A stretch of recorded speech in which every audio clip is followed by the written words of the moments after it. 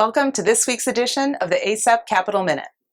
Surprise billing remains a leading priority of ACEP's federal advocacy efforts. We continue to reaffirm ACEP's intent to work with Congress on behalf of all emergency physicians to find a federal solution to protect patients from out-of-network surprise billing that avoids any unintended consequences to the broader healthcare system and endangers access to care.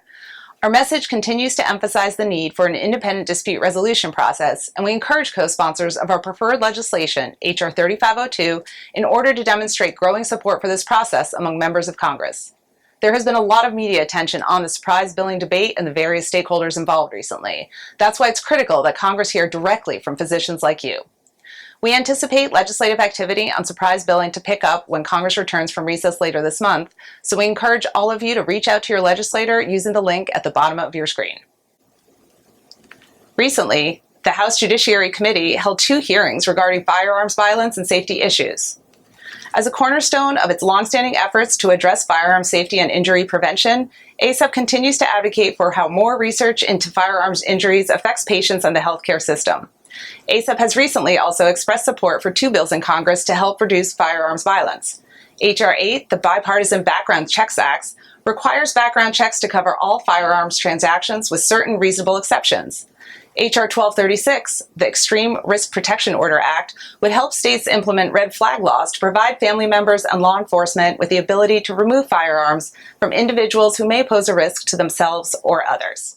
Shifting to the regulatory arena, ACEP recently responded to CMS regarding the proposed 2020 Medicare Physician Fee Schedule, which was released in July. This is a major rule that affects Medicare physician payments and the Merit-Based Incentive Payment System, or MIPS. Since this is just a proposed rule, CMS right now is collecting comments from external stakeholders like ACEP and will use that feedback to inform the final policies, which we anticipate will be released in November.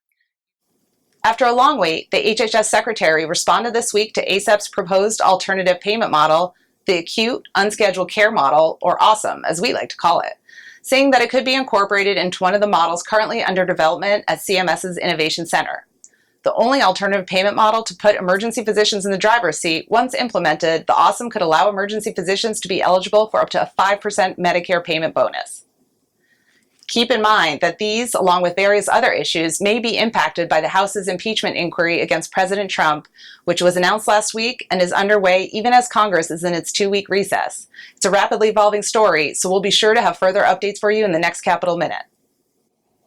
That's all for now, but we hope to see you in Denver later this month for ACEP 19. If you're attending and are interested in learning more about advocating for change in healthcare policy, I hope you'll join me along with Drs. Nathan Schlicker and Mary Jo Wagner on Sunday, October 27th for our School of Political Advocacy panel discussion. As always, we will continue to let you know how you can seize opportunities to speak out and protect emergency medicine and your patients.